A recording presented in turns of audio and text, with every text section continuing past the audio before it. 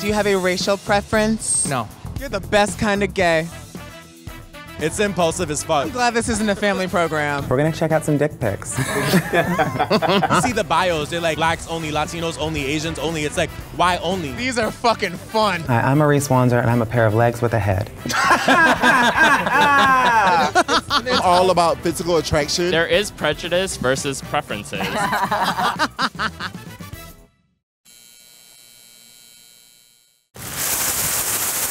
Hey guys, welcome back to What the Flip. We're gonna talk about HIV today. I'm your cheerleader for the gay agenda, Arisce Wanzer. My name is Jeremy Worker, and I am HIV positive. I am male, and my sexuality is queer. My name is Cameron Reck. I am HIV negative. I've been on PrEP for about 3 years. So HIV comes with a certain level of stigma and general stress about your immune system. The medication has gotten very, very good, and for the most part, if you're able to navigate the system and stay on medications, you can be undetectable, which means untransmittable, which means mostly normal in terms of health. The idea of HIV was really, really terrifying to me for a very long time. PrEP was definitely one of those things that helped me get over my fear of HIV. I began to educate myself and get to know more and more people that were HIV positive or undetectable, and it really, it kind of changed my views on everything. Like, it's not a scary 3-letter thing anymore. I've had experiences where people have just stopped talking to me if I tell them I have HIV. It's tough enough being a queer person, then being a queer person of color, to then have HIV as well. It's even more rejection. So you're within your community, and within that community, and within that community, there's all of this rejection. And for a lot of people, that can be very painful. In taking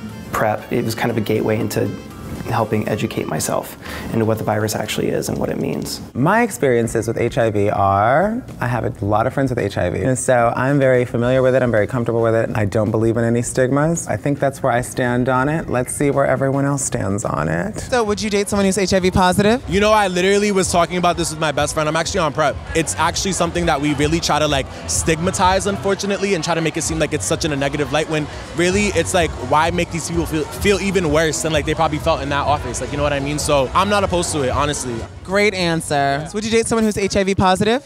Yeah, absolutely. I love kids. Okay, well, would you date someone that's HIV positive? Absolutely, I am HIV positive.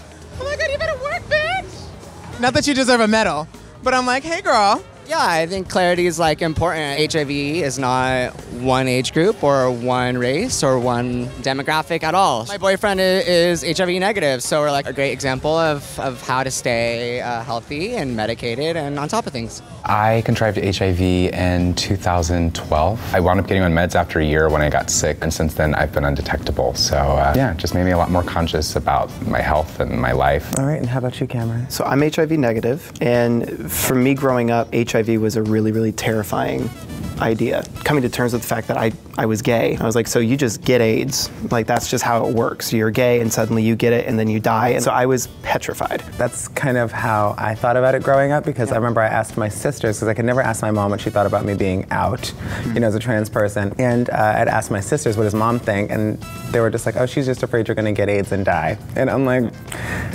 do we just get it at some point? Like, I had no idea. I was like, does it just happen? Or like, they make it sound like it's airborne and you get it as soon as your DNA hits the gay gene or the trans gene. And I felt growing up similarly, because I come from church, from like Southern, like Baptist, like churches, and we were definitely taught in some instances that HIV was like a curse of being gay. This was definitely the punishment for being gay. And so I grew up thinking if I did allow myself to be gay and live a gay lifestyle, if you will, that I would contrive HIV just because that would be the punishment for me. Being gay. I remember, I don't even know how old I was, but there was a news story playing out about a new form of treatment for HIV. I remember sitting there watching it, and I don't think my mom even really realized what she was saying, but she kind of alluded to the idea. She's like, I don't know if we're supposed to have a cure for this. And I was like, and for me, Mom.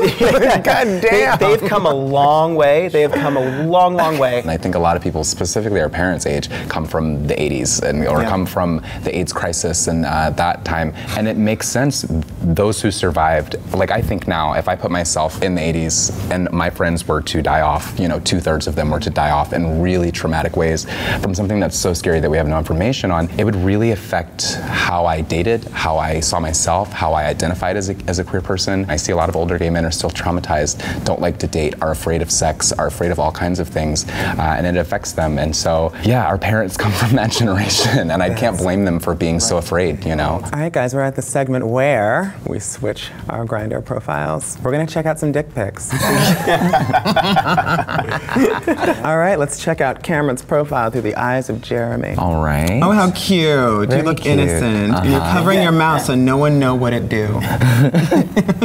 That's not what I was thinking. So if I were going through Grindr and I was looking, I always question, maybe because I'm a person of color and I wonder if I just analyze race a little bit too much sometimes, would this person even be interested in me? And I think with your profile, the way that it is, I would wait for you to message me first because of the experiences that I've had with white gay men. But would you click the fire button? But yeah, you're cute. I would click the fire button. There you go. Yes. There you go. So Cameron, what's your experience been like with dating apps? You look popular.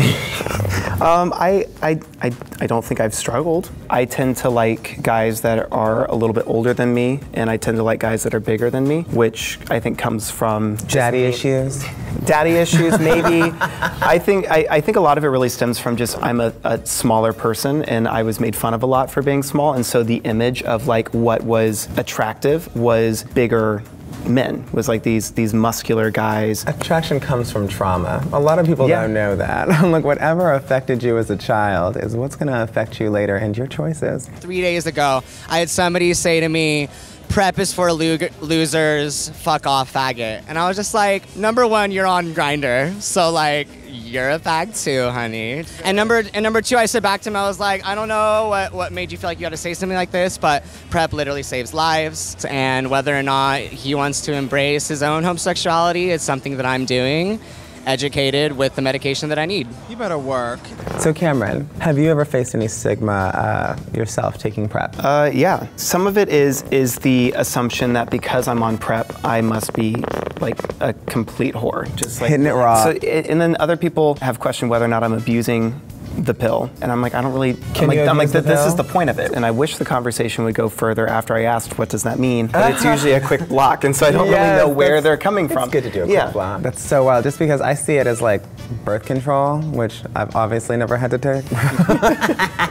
Like, it's not like it's something you can abuse. You take it when you're supposed to take it, and that's that. So when you say abuse the pill, I'm like, they're not just gonna keep prescribing you more. Yeah. You're gonna get the dose you're supposed to get. Yeah. So if you don't know that, I don't think you understand how doctor prescribed things work. Like which is, it's really scary that you made it to adulthood and you don't know that. One of the parts of being on PrEP is that you do have to go in every 3 months to get tested to even get your prescription renewed. So I know what my STI status is, and I think that's an added bonus to being on it. So, we have gone on several tangents. Let's go to Jeremy's profile and see these dick pics. Oh, Lord. I love the photo. I mean, it's a great shot. We tap it and we get like both photos, which is great. Like a 2-for-1 deal is great. But I love that it's cropped like this because it's like super artsy looking. It's fun. Yeah. You have your astrological sign on here. Libra. Oh my God, that's the Libra? Okay, I'm a Libra. And I was looking at it and I was like, I don't know what that is. I'm like, I don't know what that is. And then another one that I wasn't sure, what does the arrows pointing in circular mean? So that was my symbol for verse. That's what I thought. I honestly, that's what I thought, because I would block you. I'm just kidding. What has your experience been like on dating apps? That is such a long story, but that's why we're here. I know. Spill. Grindr, I feel like, is the most diverse and gives me the best idea of who's around, because I like to use it as like a sociological experiment. Like, who are the gays? Jeremy, do you think you could explain why somebody with HIV would not disclose? Absolutely. I have had this conversation with friends before, and I think it's really interesting and valid and fair, because it's hard to have HIV knowing the stigma. If you're already queer, et cetera, adding HIV to the mix is kind of the most stereotypical thing as a gay person, that your mom wouldn't want you. You know, there's a lot of shame, and in the community we know a lot about shame. With that, like we were saying, sometimes you'll get into an experience where you have to disclose to someone, and people don't respond to that well. And some people are much more hurt by that. I feel like I've spent a lot of time trying to fortify myself and make sure that I feel worthy to where that doesn't affect me, but I can understand we're little queer people. We're just looking for people to love us. We get older, and we finally have a community of people that is a little bit more accepting, and then it's open. And then you finally get to this intimate space with this person who's willing to touch your body, which you've spent your entire life having shame over. Throwing in the conversation that I have this possibly deadly disease is not ever an easy conversation to throw into the most intimate space that you get into with someone. And so I can't blame someone for not wanting to disclose, especially when there's such good medicine now. And if you are undetectable and you are taking good care of yourself and you know that you're not really putting someone at risk, especially, let's say the other person that is on PrEP, then there's not even, you don't have to have the conversation to know that you're both taking care of yourselves. But that's really hard to explain to someone who doesn't have a lot of experience with HIV. And if it's more comfortable to not have it, and you've taken all the precautions, I can understand. I try not to, but I understand why it's done that way. So would you date someone who is HIV positive? It's a very interesting question. And so I remember maybe 2 years ago when my friend asked me if I would ever date someone who was HIV positive. And at the time, I did not know he was HIV positive. He ended up passing away. Did he die from complications of the virus or something else? Yes. Oh my goodness. So basically, I go back to that moment of him asking me. At that time, I wouldn't. Now I know the history of it, and I know how to protect myself. At that time, I didn't. I was like, no. But now I probably would. All right, everybody, I've got a question for the room. How do we feel about the word clean as it relates to HIV status or STI status? I feel like the idea that HIV comes with dirtiness is obviously a big misconception. There are just so many different ways that you can come about HIV that it's such a negative kind of connotation to use the word clean. And I know it's probably unintentional, it's just insensitive. When I first started using apps, I used it, and it was because it was simple slang. It was a quick way to ask a question. And then it wasn't until later when people started pointing out really what they're like, you realize that the connotation behind that it holds this negative thought to it, because it means that people that don't have HIV are clean. And it's like, and that people that have it are dirty, and it wasn't until someone explained that to me. And again, it comes from taking time to educate yourself and listening to people with different experiences. It's the only way that you can become sensitive to those kind of things. Now, if anyone asks me that question on Grindr, I usually end up going into a whole spiel about HIV status and what it actually means, and I typically get blocked because I've totally killed the mood. It's like, okay, no, we're gonna have a little social justice moment here. Yeah. We're all learning together, though. I think it's important as we go, because we finally have access to communicate with each other in this kind of way on a regular. Like, this is new. Like Grindr having a situation like this where we could sit and talk about HIV status as 3 different kinds of people from the community, and really discuss that is new. So we're learning in this process. Like I see it a lot with the trans community, where one day one word is like a normal thing to say, and then the next day it's not. I love the word tranny. I'm keeping it. Or with the women's movement, it was this and now it's this, and so we're all kind of learning. And so I try to educate people better. Hey, that doesn't. I wouldn't go about saying it like that specifically. Next time you go about asking that question, please. Yeah, like it's pretty dirty that you said that. Yeah. I think it's just too generic of a word, the word clean, because I've had people say that they were clean and come over with dirty balls, and it didn't make a damn lick of sense. I'm like, I have been douching for 2 hours, and you couldn't wash up. I've never had anybody ask about it, but I've had people, react in non-positive ways when I disclose that. Generally, though, that it's just a ghosting. It's not necessarily always this big ol' reaction. Sometimes people just ghost out of misunderstanding, or if it's just not for them, that's cool too. But I just wish people could be just like upfront about it. You know what I mean? Like, if they don't understand what being HIV positive means, I can help them understand that. You have a lot of patience, because I don't have patience for anybody who doesn't know what the fuck trans is. I'm like, you need to go to Google and figure your shit out before you get on these apps, and it's a big rainbow. You are not a teacher. Right. Don't ever feel like you have to be a teacher. I think you have a lot of patience. You're very nice for that. Right. But you're not a fucking teacher, honey. I'm not a gender studies major. I hear You're not a teacher. What is a better way to inquire about people's status? I don't know if I've asked that question. Yeah, well, it's because it's a new question. I tend to ask, well, when was the last time you were tested? Because I feel like that is an overall sexual health question.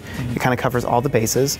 I do like that Grindr has that option where you're able to write in when you were tested last, and so it kind of answers the question for you, and I think it's very important. Yeah, it screens. Exactly. Yeah, I think, and I was wondering, I was like, why haven't I asked that question? But the truth is, like you said, we do have, like, it's good that on Grindr it has that option there so that you can just kind of see it and screen, and that's why I put it there, like I said, so that people can, if you don't like it, you can just go ahead and screen me out. I also offer the information. If I don't know, I offer my information, and then typically people respond in kind. And so that's typically, I think that's always kind of a good way to approach any question that you don't know how to ask. Offer your vulnerability first, and then typically people will respond in kind. All right, guys, so what are your takeaways? Any final thoughts? I think through a lot of the conversations that we've been having today, it reminds me and kind of opens my eyes to the way that I move through the queer community, just as a white guy who is HIV negative. The privilege that comes with it is something that's very, very easy to take for granted. For you to be able to speak up about your status, if someone were to attack you over that or to come at you negatively, it's my responsibility to